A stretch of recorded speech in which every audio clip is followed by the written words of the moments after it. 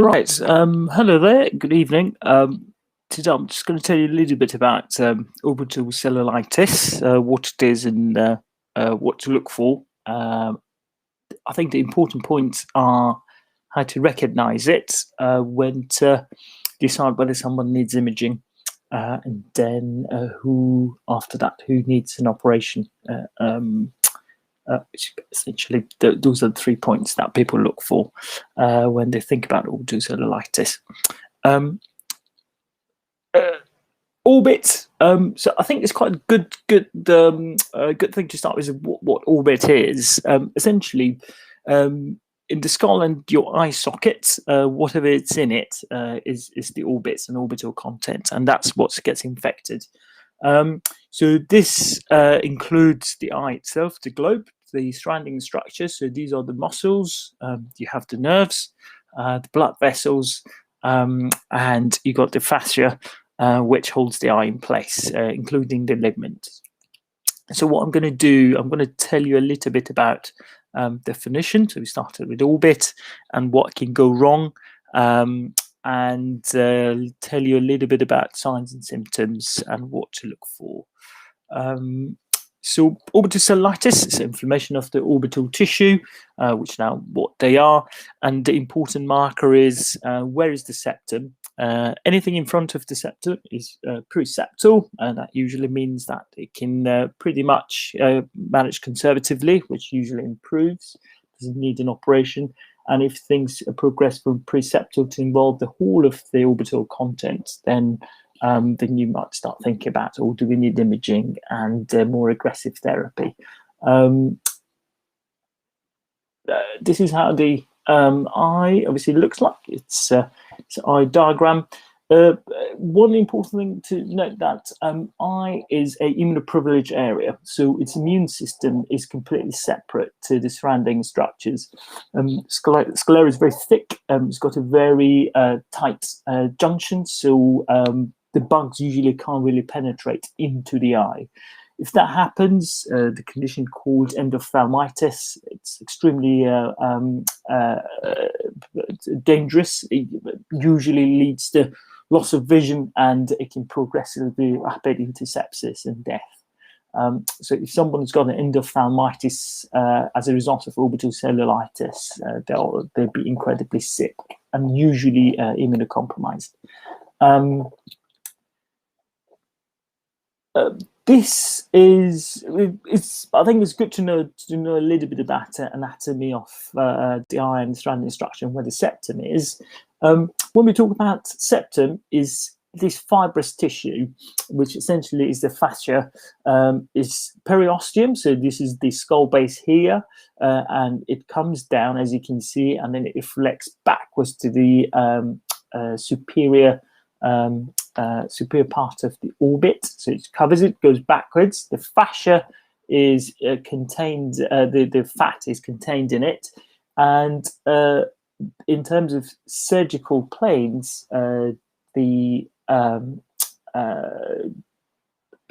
essentially the septum goes into the tarsal plate. So when it goes to the tarsal plate, is essentially it attaches there. So anything in front of it, anterior to it, it's usually skin and subcutaneous tissue, and anything after it is orbital content. So that's where the border is between preseptal and postseptal orbital cellulitis, and it's quite important to note, because if it's gone past the septum, the clock starts ticking. You really need to get on top of it.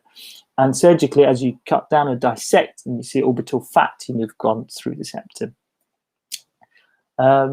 Broadly, infections can get into the orbital content to cause orbital cellulitis through exogenous routes. So if it's trauma to the skin, if the skin is braised, sometimes it can start from the eyelashes. So if you have a chalazion or stye which is not managed very well, it can spread, or it can start from the lacrimal duct and lacrimal sac, and then spread towards the eye on that side.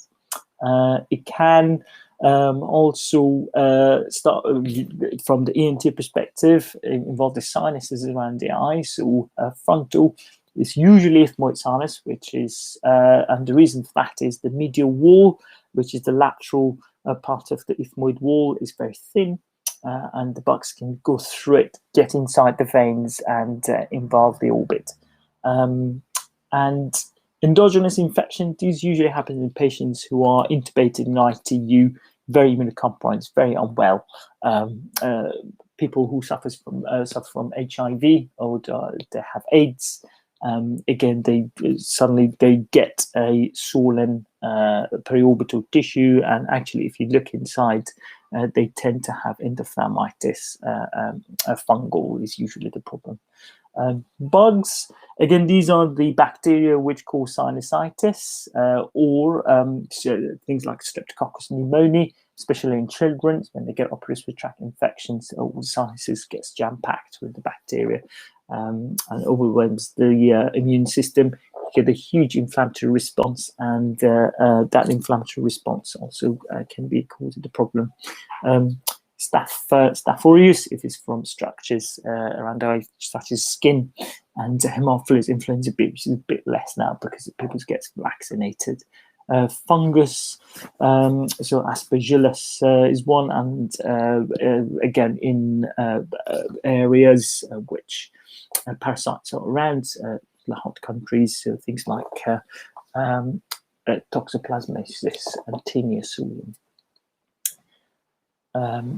In terms of pathology, essentially most of the time is inflammation, which is infective in origin. It spreads very quickly. The reason being is that the orbit is a closed space, so the pressure can go up. That usually strangulates the venous return, and the pressure goes, but everything gets more swollen, almost like a compartment syndrome. And the bacteria can sort of use this opportunity to spread a bit more. It can cause necrosis, and damage is usually to the nerve, which are not reversible. So especially optic nerve, which we will come to. I think this is probably the most important part of this talk, and if you know this bit, I'm sure you'll be fine. So this is a guidance from the ENT UK. Essentially, it's a very nice laid out chart which tells you what to do in terms of orbital cellulitis. As we talked about the septum, so anything anterior to that is the periseptal. As you can see, this chap has got it. It's usually settles with convexiclav. In terms of signs and symptoms, depends not that much. Eyes almost always open, and usually settles quite nicely with broad spectrum antibiotics, so convexiclav. So you've got a good cover for gram positives and some anaerobic cover. When in terms of ophthalmic examination, if you see someone who's got an issue around the eye, it's just always important to assess the optic nerve. And the optic nerve is usually assessed via, you check their visual acuity, you look for reflexes, especially for relevant afferent pupillary defect. You want to look at their visual fields. You want to look at the optic disc itself to see what it looks like, and color vision. So if you test those 5 things, you've assessed how well the optic nerve is functioning. If in any ways it's compromised, then that should ring alarm bells. Also, position of the eye is important. Is it come forward? Is the eye restricted in terms of movements? And then the important bit that we look for is, let's say, once the eye is closed, it's difficult to examine. It's the question is, when do we perform a CT scan to see whether there's a collection? And I think they've summarized it quite nicely here. So if you can't open the eye to assess it, or the ophthalmologist can't have a look at it, that's one. If you've started management, which then fails to improve within 24 to 48 hours, again, you should start thinking about, oh, do we need to do a CT, i.e. is there a collection which is not settling and the antibiotics can't get rid of it? And once the CT is done, that will tell you in terms of Chandler classification where you are and whether surgical intervention will be useful and what you need to do, because then the imaging also guides the type of operation you're going to do. Chandler classification. So as the infection spreads into the orbit, you go from class 2 to class 5. If it's preseptal, as in involves orbital content, that's preseptal cellulitis, which, as we saw, is kind of usually settles quite well with oral antibiotics. And from class 2 to class 5, it's always admit patients, regular eye observations, and which involves vision and reflexes regularly to make sure that things are not getting worse and when to intervene surgically. And I think this is quite a nice visual about when we talk about Chandler's classification. Essentially, we mean this. So preseptal, anything in front. When it starts getting into the orbit, you get a diffuse swelling around the globe. So all these red areas can get involved. It's usually edema and infection. Then as you go down, so then you get an abscess, you get a collection.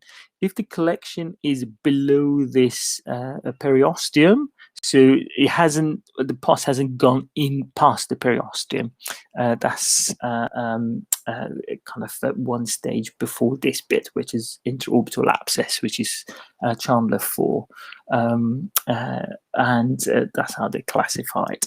And in terms of once you get to cavernous sinus thrombosis, that's you start getting intracranial complications. With all of these things, as you go forward, the possibility of losing the eyesight increases. Usually, you may see in the books it says with class 2, which is diffuse swelling, the risk of losing vision is low, although that's not strictly true, because if the edema increases to such an extent, yes, there's no drainable pus, but as the interorbital pressure goes up, you will squeeze the blood vessels at the back of the eye, so you might get a vascular event, i.e. you get ischemia of the macula and the rest of the retina by compromising the central retinal artery. So again, I think all of this has to be treated with care. Even if there's no collection, people can lose their eyesight. So class 1, so we talked about that. So that's when it's preseptal. The eyelids are sort of mildly tunters, not too bad. The eye, as we said, is not involved, and the optic nerve function is normal. And we said what the optic nerve function is, which always should be documented. As things progresses, so the eye is likely to get closed, but actually, if you look closely, the conjunctiva, as the bulbar conjunctiva, looks relatively normal to this eye. And if you look at the palpebral conjunctiva, it's probably just a little bit swollen, but nothing major. So that looks like a class 2. Is inflammation edema is sort of spreading, it's gone past the septum, but there's no discernible collection. And why we mean by chemosis is as the pressure of the fluid increases in tissue, it can start to strangulate things, and you get swelling, and then that leads to relative ischemia of tissues, and that usually leads to chemosis. Proptosis, so when the eye sits forward, that's proptosis, and reduced ocular motility. In class 2, it's not because the nerve is involved, it's just because of the mechanical restriction eye movement. So the muscles are being stretched, so they can't function well. When you assess someone's eye, it's always important to look from the top, because as you look in front, you might not necessarily appreciate how proptosed the eye is, whereas when you look at the top, you can see actually here on the right side, the right eye is really sat forward. This swelling here, this is the palpebral conjunctiva. It's come forward, the hyperemic, so the blood is trapped, and that swelling and chemosis. When this eye's been assessed, it has to be open to have a look at the orbit. If you can't open it, then it's straight to CT. But obviously, you will speak to ophthalmologist as well, so they come and assess the eye. Class 3, you start getting collections. So this is periosteal abscess, sinus disease as it progresses, because it comes from laterally and inferiorly or superior towards the orbits. Obviously, the inflammatory cells, bugs, they collect as a pus just above the periosteum. So then that's where you get a periosteal abscess. This usually leads to spike of temperatures, which you can see in you can see an obs chart. So every morning or whenever you see the patient, it's always good to go back and have a look at the spikes of temperature. It tells you that there is probably a collection. And you tend to get proptosis and chemosis, especially as the amount of pus increases, the proptosis increases. This is a cornal section of this person skull. As you can see on the left-hand side, superiorly there's a collection. And it's pushed everything down, so the eye is sitting forward. Hence, it's not symmetrical, and also there is some ethmoidal collection, sinusitis, which has gone across. It's probably the frontal sinus are involved as well. Class 4 is pus within the orbit. So the difference between the third and the fourth, the third is just below the periosteum, so the covering of the bone. Here the pus has gone past it and has actually gone past the periosteum. It's within the orbit. This essentially, as the bugs are getting closer and closer to the orbit, the risk of endophthalmitis increases. And once a person gets endophthalmitis, the antibiotics don't work as well. Again, that's because of eye being in the privileged area. So then you start thinking about doing an aqueous tap or a vitreous tap. So you take a sample from the anterior chamber of the eye or the vitreous, where the pus is, and you need to start injecting antibiotics within the anterior chamber or the eye itself. If it gets to this point, usually the visual outcome is not great. As you can see, you can completely lose your vision. The class 4 is essentially an intracranial complication of orbital cellulitis. If it started, you get thrombophlebitis, so you get the inflammation leads to clots at the back of the eye. As you know, several nerves comes through the cavernous sinus. Medially, you've got the internal carotid artery. Abducens nerves is just next to it. So the abduction deficit disorder, that should again be a part of the examination as you move the eye and look for different nerves. This is superior and inferior oculomotors. They go through it. Trochlea, the fourth and the fifth, two heads of the fifth goes through the cavernous sinus. So you will start seeing ophthalmoplegia. If it's a complete ophthalmoplegia, it's usually because the cavernous sinus is involved, and the reflexes also gets affected, and you get a compound cranial nerve palsy. It's just because that's where all the nerves come together. So if you get called about someone who's suspected orbital cellulitis, it could be pediatric or adults. Obviously, depending whether you've got an air emergency or not, there should be priority to be seen, because the swelling around the optic nerve is time dependent. So the longer the time goes and the treatment is not started, there's an increased risk of losing the eyesight. They need to be seen. History is key in children. If it's the sinus issue, it's usually recent upper respiratory tract infection. It's not getting better. They might have middle ear issues as well, because the whole nose and the sinuses are involved. In adults, if there's not obvious cause, then you need to start thinking, is someone is immunocompromised. So again, things like if diabetes, if they've received new chemotherapy or immunotherapy for whatever reason, or whether they've got an infective cause, i.e. HIV. So patients should be tested for HIV if you can't find any other cause, or there hasn't been any recent trauma. So once the history is completed, the examination obviously involves the examining of the eye, so checking the optic nerve function, trying to open the eye in children is to have a look at the nose. It's important to take a pus swab. If you can see pus, it really helps with the guiding the antibiotic therapy. So this is both nose and around the eye. Obviously, we always start with ABCD. So the patient needs to be resuscitated if they're not feeling well. And people can get really sick. And it's important to involve different disciplines early as well. So if it's a child, it should be joint care between pediatric, ophthalmology, and ENT, with regular review from all three teams at the same on a daily basis. And if it's an adult, again, the ophthalmologists and the ENT should work together to hopefully resolve the issue. General symptoms, again, if you've got a SIRS response, so you become septic, so you screen for those things. Things that you look for clinically, the eyelid, the eyelids can be open or not.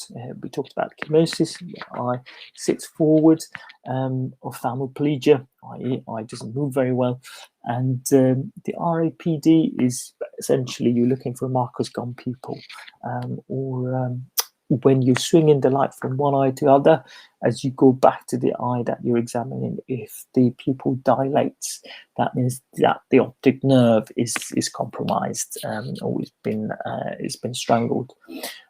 Changes in color vision, especially red color desaturation, which is important to check, is a late sign of optic nerve compromise.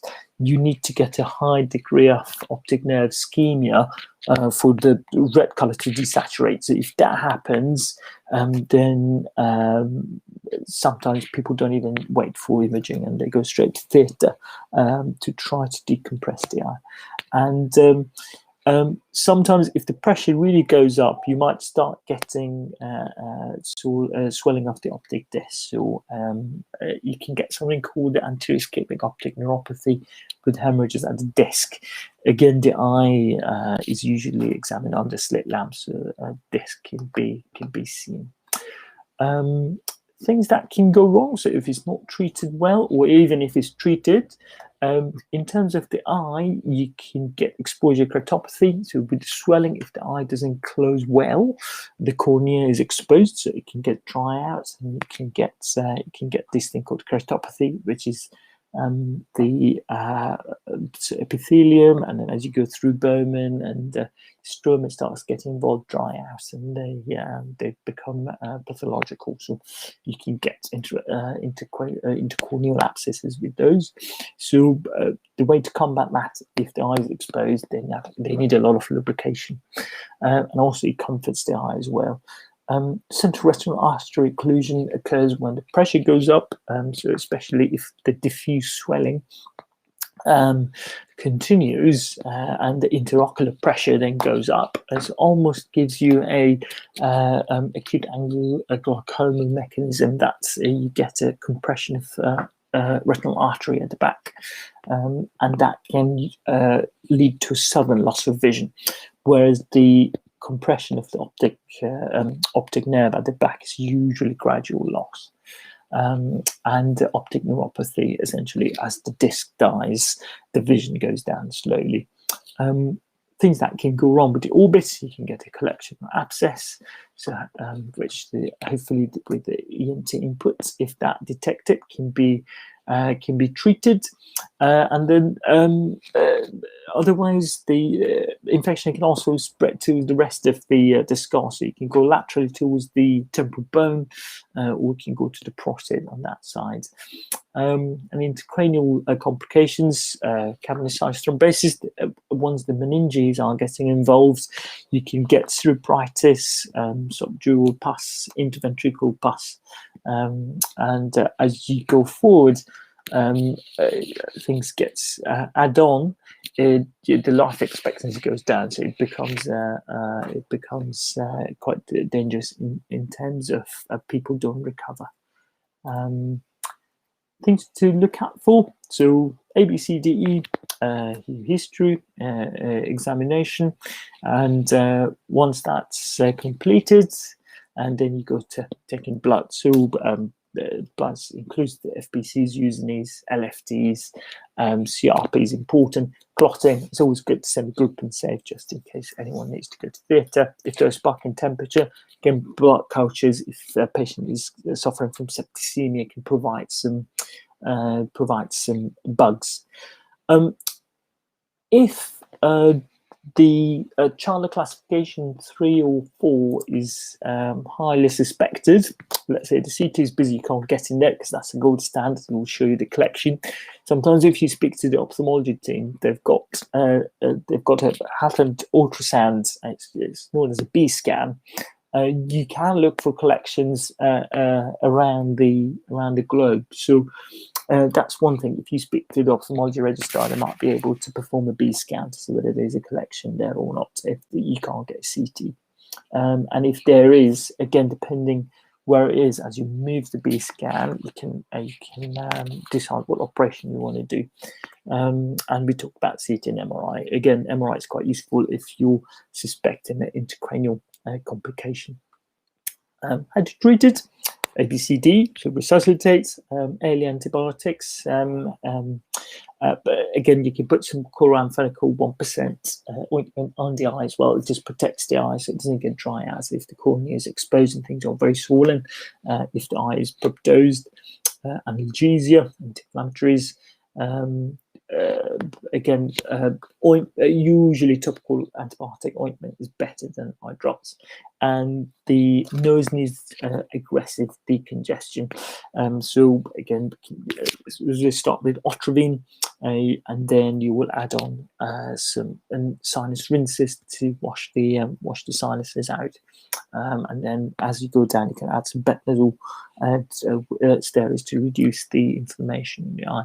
Close monitoring is obviously vital signs, so which gets done automatically, but it's quite important to communicate with nurses to start doing something called eye observations every hour or every 2 hours, depending how worried you are, and things get documented, because if the vision slowly is going down,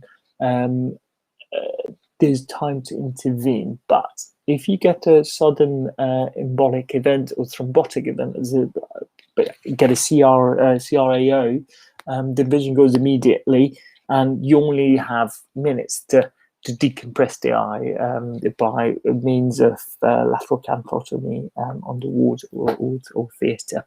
And as we said, the best approach is the NDT approach. And these patients need to see senior review, considering most of them are pediatric population.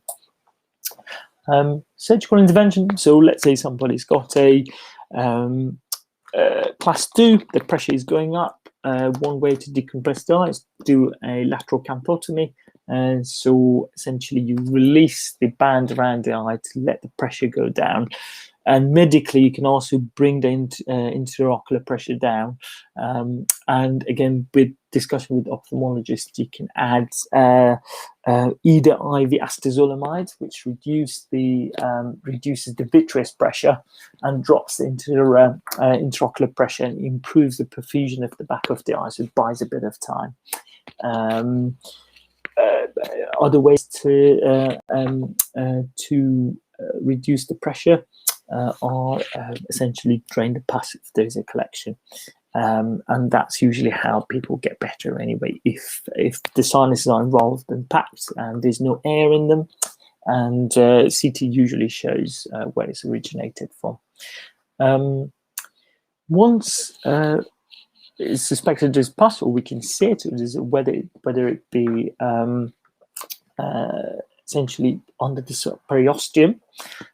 If it's next to the sinus, it can be drained endoscopically through the nose, depending to the guiding the fez to get to it, to drain it, if it hasn't breached the periosteum. If it's a Chandler's 4, it'd be quite difficult to do it through the nose. So it's usually easier to, or it's preferable to do it from an external approach, something called a Lynch-Howarth procedure. And that's usually done by essentially a curvilinear incision, depending where it is. If it's on a medial aspect, again, the eye is opened up.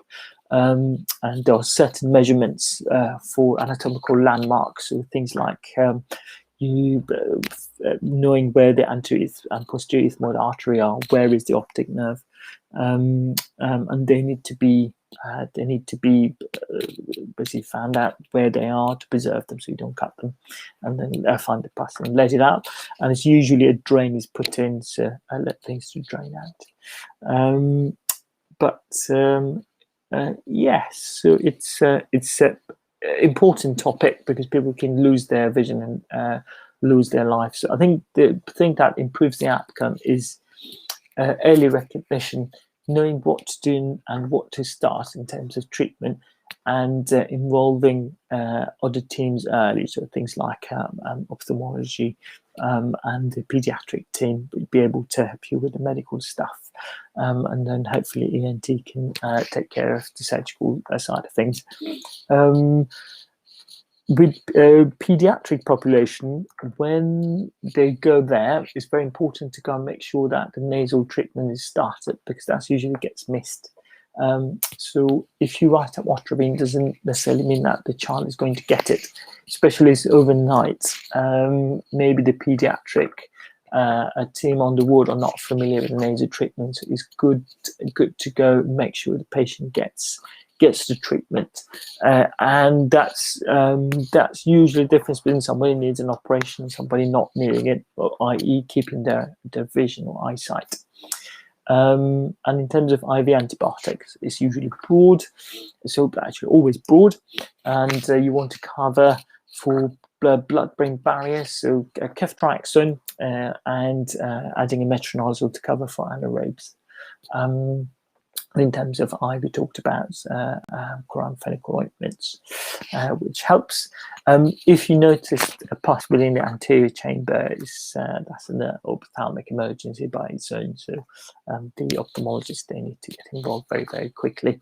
Otherwise, the rate of loss of vision is extremely rapid if someone gets endophthalmitis. Right. I hope that's been useful, and hopefully I'll teach you some things, you knew some things, just to refresh your mind a little bit about what orbital cellulitis is. Thanks very much.